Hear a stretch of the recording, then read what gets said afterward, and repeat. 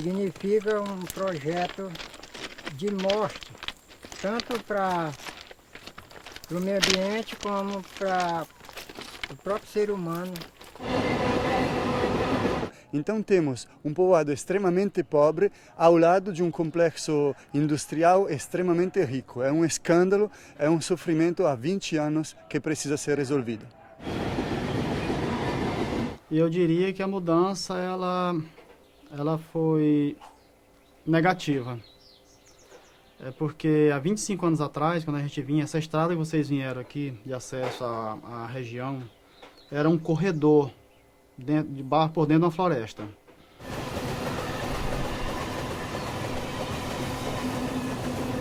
Assim, significa assim, que ele faz muito barulho, muita zoada e muitas vezes solta poluição também, quando está carregado de minério.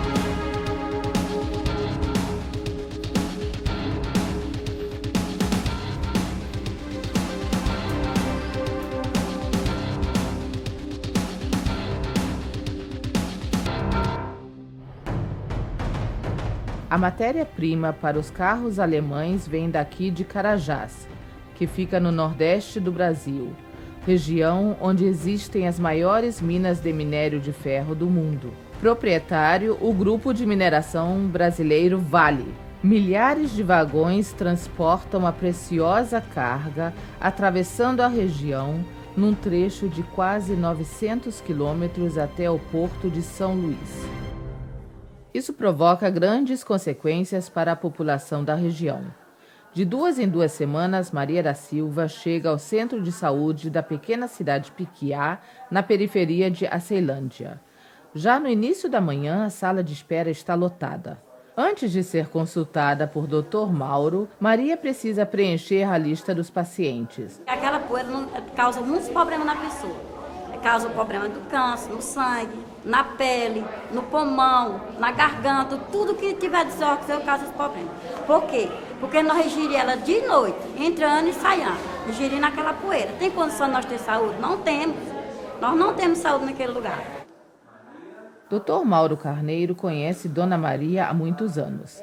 Assim como a maioria dos pacientes que chegam ao consultório, ela sofre de doenças respiratórias.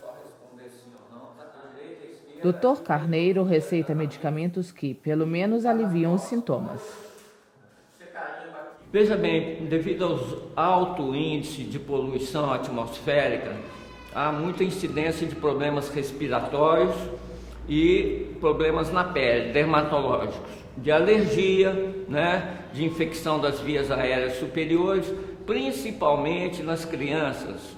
Temos um estudo da Federação Internacional dos Direitos Humanos que detectou o nível de doenças entrevistando todas as famílias do Piquiá de Baixo. Percebemos que percentagens muito altas, o estudo ressalta 65% de pessoas com dor de garganta, cerca de 55% de pessoas com febre constante ou dor de cabeça forte. Todos esses são impactos da forte poluição dia e noite sobre o corpo dessas pessoas. Uma parte do minério de ferro é processada diretamente na região em 14 fundições de produção de ferro gusa. Plantas industriais antiquadas que, na sua maioria, operam sem filtros e, por isso, são responsáveis pela gigantesca poluição do ar. Logo abaixo de uma destas fundições fica Piquiá de Baixo.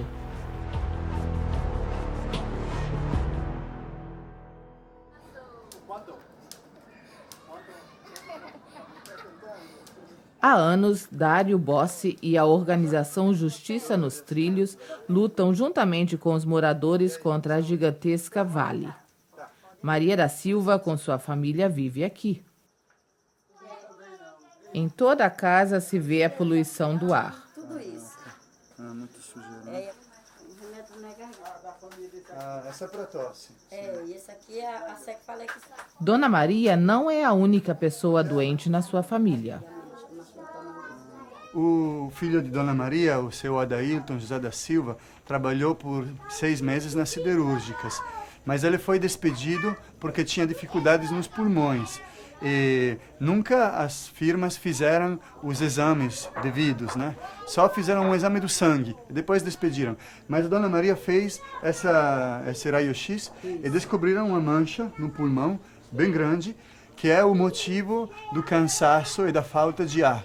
Então, o seu Adailton ganhou demissões e ganhou também uma doença pulmonar, sem nenhum tipo de indenização ou de direito trabalhista mantido, conservado. E agora está praticamente sem possibilidade de trabalhar, sem poder garantir sustento da família e com uma mancha no pulmão.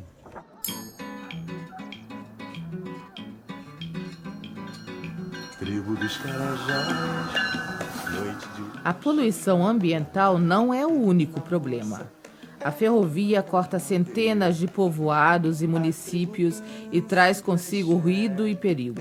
Sem sua gente, que era dona deste imenso continente. Nós temos, estão acontecendo no presente, já aconteceram no passado, inúmeras violações de direitos humanos. Por exemplo, nós temos o problema dos atropelamentos. Em 9 anos nós tivemos 77 acidentes com vítimas. Provavelmente todas essas vítimas são fatais, não há um detalhamento estatístico desse número, mas acidentes ferroviários costumam gerar vítimas fatais. Nós temos ao longo da cadeia de toda a ferrovia crianças que acabam tendo que passar ou por baixo ou por cima das composições ferroviárias, o que é muito perigoso. O trem, ao se deslocar, ele acaba causando uma vibração muito grande. Essa vibração, ela acaba por fazer desmoronar poços artesianos, onde as comunidades... A filha de Raimunda Nicásio de Paula morreu depois de ser atropelada pelo trem. Ela tinha 36 anos e deixou 2 filhos órfãos. Com o apoio da justiça nos trilhos, Raimunda e seus netos estão processando judicialmente a Vale. A ação pede indenização pelos danos e medidas preventivas para evitar outros acidentes. Em uma decisão preliminar, o juiz reconheceu a responsabilidade da Vale e determinou o pagamento de uma pensão mensal. Com esse dinheiro, Raimunda está podendo cuidar dos netos e reformar a casa.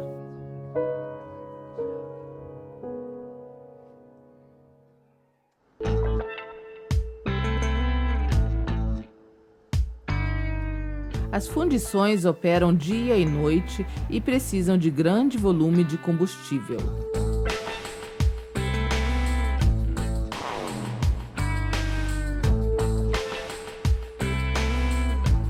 Este também é produzido na região.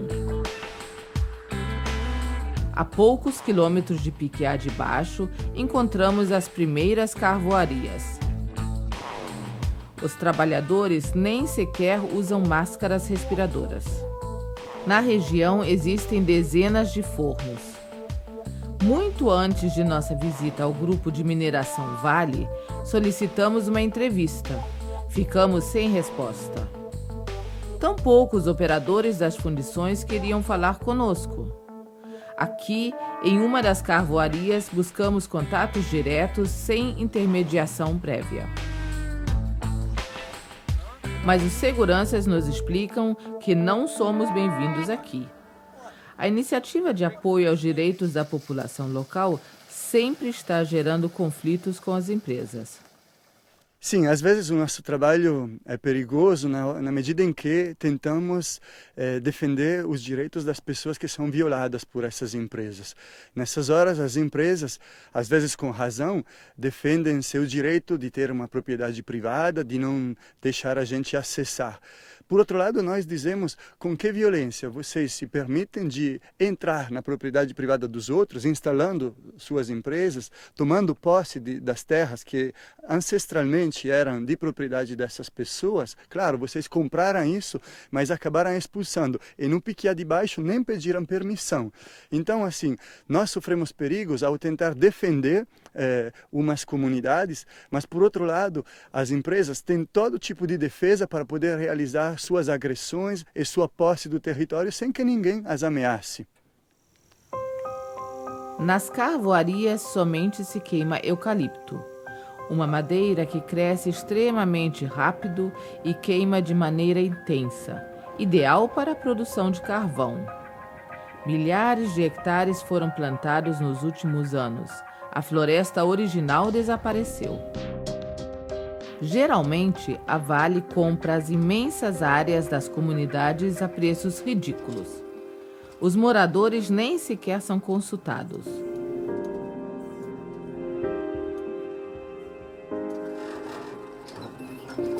A monocultura causa grandes problemas. Onde uma vez cultivado o eucalipto, nada diferente consegue ser plantado.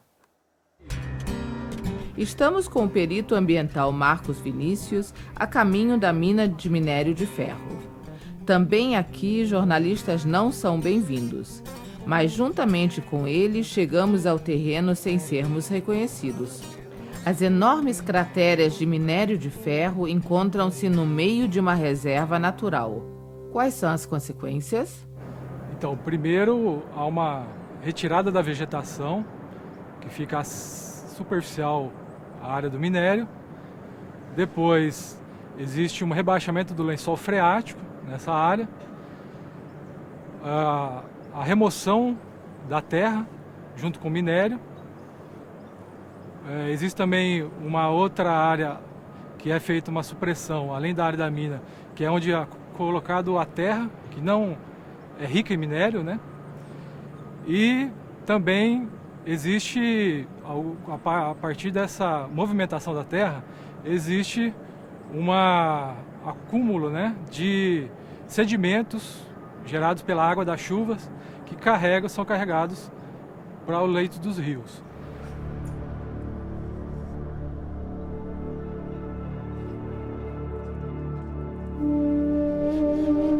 Nos últimos anos, o Brasil se tornou um dos maiores exportadores de minério de ferro. E a demanda por matéria-prima não tem limites. Os planos para o futuro próximo? As minas de Carajás irão dobrar sua produção para 230 milhões de toneladas por ano.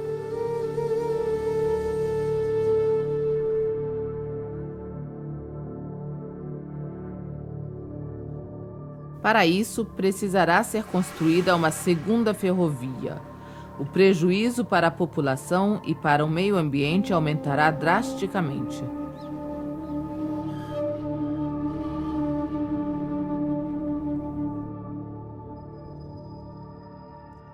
E a Alemanha? Os fabricantes dos carros alemães pensam sobre a origem das matérias-primas? Nossos pedidos solicitando entrevista juntos a Volkswagen, Daimler, BMW e Audi ficaram sem respostas. Aqui encontramos o mesmo silêncio das empresas brasileiras. A indústria automobilística alemã é um dos mais importantes empregadores do país. O tema de sustentabilidade não parece desempenhar nenhum papel relevante. Do ponto de vista dos especialistas brasileiros, isto demonstra uma falta de responsabilidade. Toda a discussão hoje é como a gente pode pensar o minério de ferro dentro de uma rede de produção global. Então, todos os atores, todos os agentes que são presentes nessa rede de produção global que utiliza o minério de ferro são corresponsáveis pelo que ocorre na Amazônia Oriental. Então, é preciso que as empresas automobilísticas pressionem, vamos dizer assim, as siderúrgicas que consomem o minério de ferro de Carajás para que os padrões de produção do minério de ferro na Amazônia sejam modificados de uma forma completamente radical do ponto de vista das condições ambientais, do deslocamento das populações, do respeito às condições de trabalho. Então é preciso pensar o minério de ferro como parte de uma rede de produção global, e a cadeia dessa produção finaliza, com certeza, na produção de automóveis na Europa e nos Estados Unidos. Em Piquiá de Baixo quase não existem carros, apenas pessoas que estão lutando por um futuro melhor.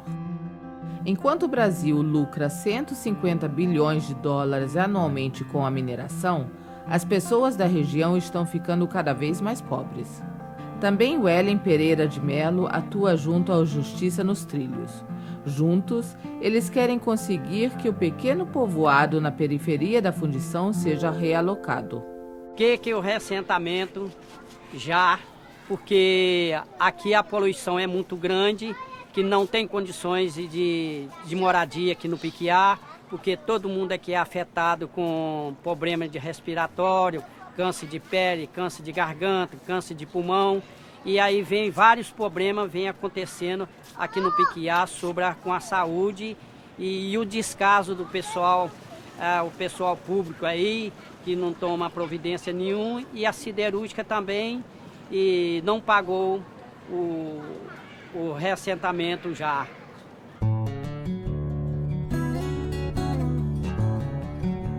Já existe um novo terreno e o sonho de uma vida melhor.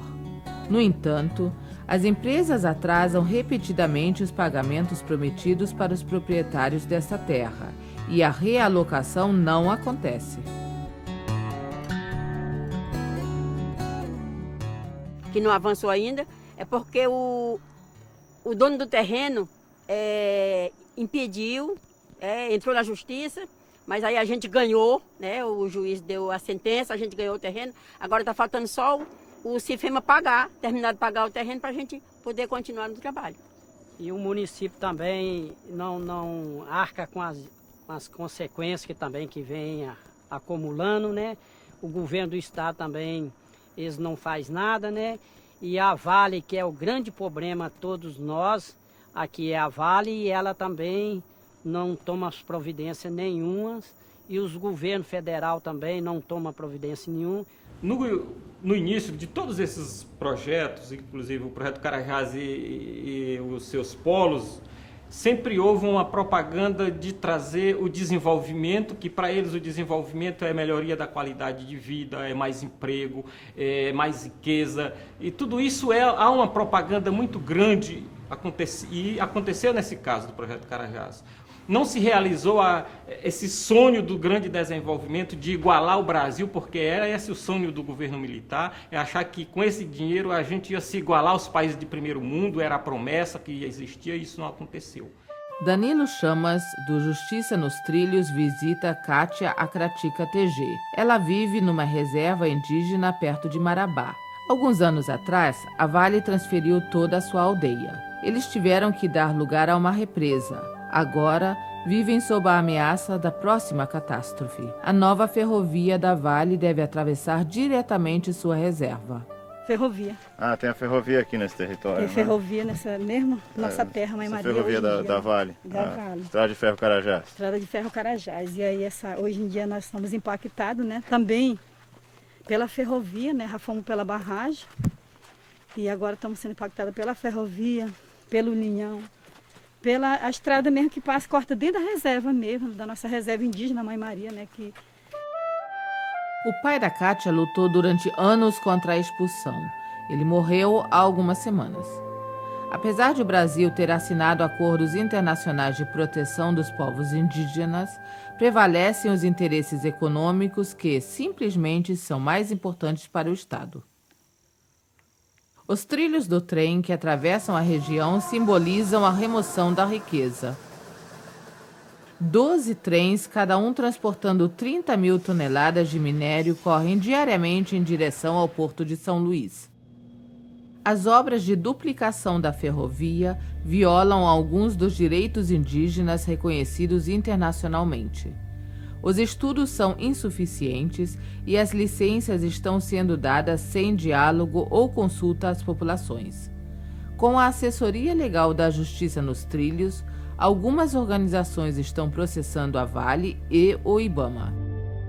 Elas alegam a falta de consulta prévia, livre e informada aos povos tradicionais, embora o Brasil seja signatário da Convenção 169 da Organização Internacional do Trabalho.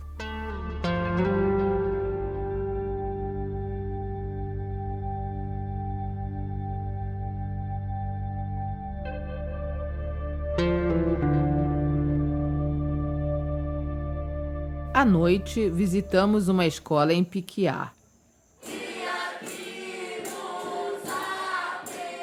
Justiça nos Trilhos escreveu uma peça de teatro sobre os problemas no corredor Carajás.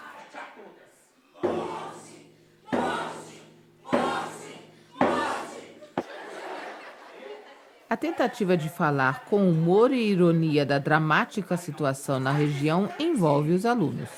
Então vamos fazer a inauguração, implantação da pedra fundamental desta série. A pedra que eles estão vendo. Todas as vezes que saem que chega, tudo é mesmo.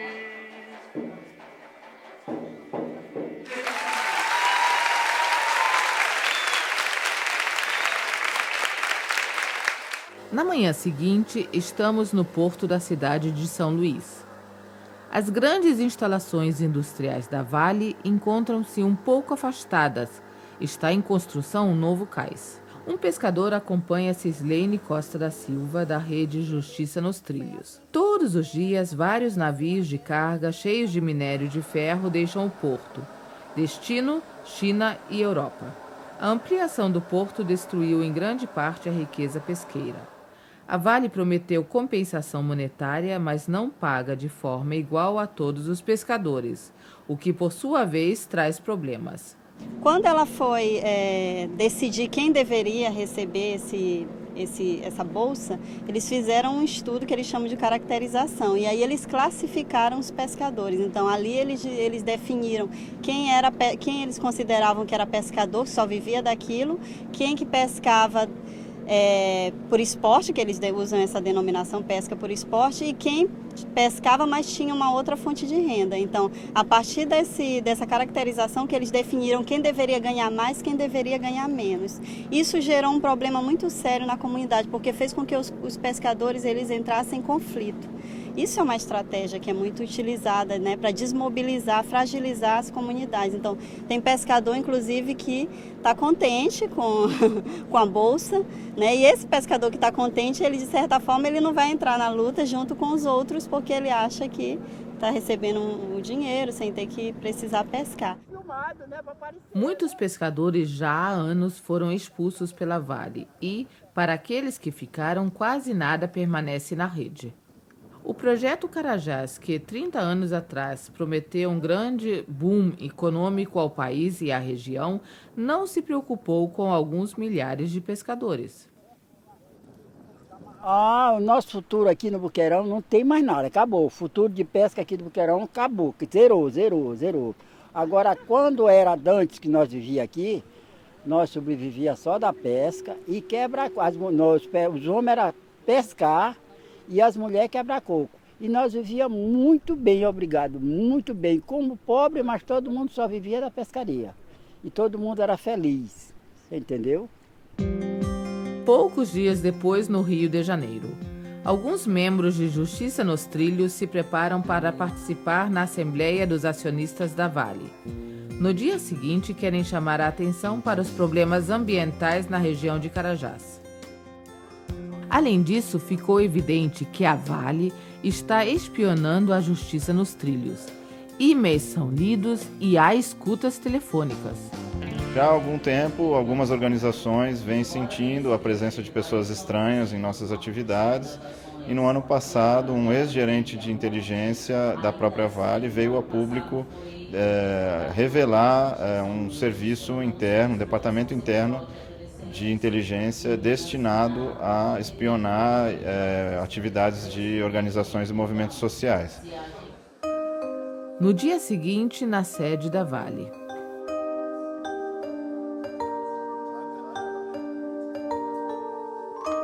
Para poder participar na Assembleia, membros da Justiça nos Trilhos têm adquirido algumas ações. Para nós jornalistas, vale o de sempre: entrada proibida.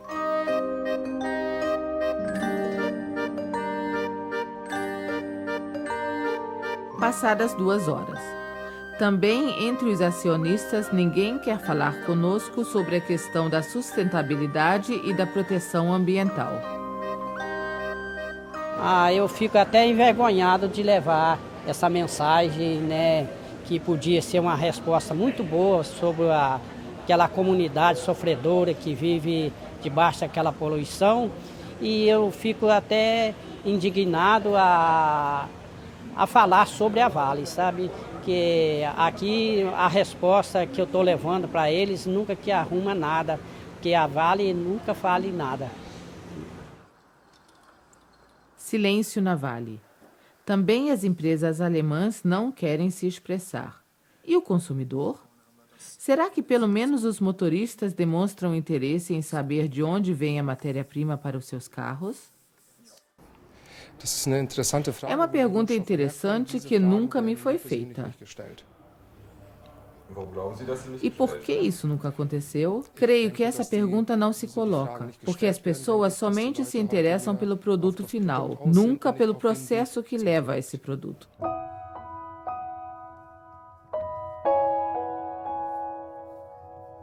De volta a Piquiá de Baixo, Dário Bossi acompanha Dona Maria no seu caminho ao cemitério. Ela, com 45 anos, precisando consultar-se regularmente e tendo um filho doente, também perdeu nos últimos anos seus 2 irmãos, vítimas de câncer de pulmão.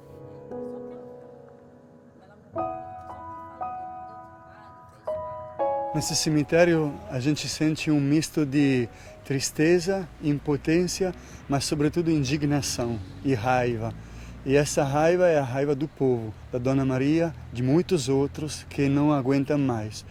Esses próximos 5 anos devem ser os anos da mudança, porque não queremos que mais nenhuma criança, nenhum adulto, nenhum idoso tenha que morrer. Queremos logo que haja um reassentamento desse povo e que a experiência de Piquiá seja um símbolo por todas as vítimas que não conseguem mais sobreviver com esse modelo de desenvolvimento. 30 anos de Carajás realmente deixaram sua marca na região.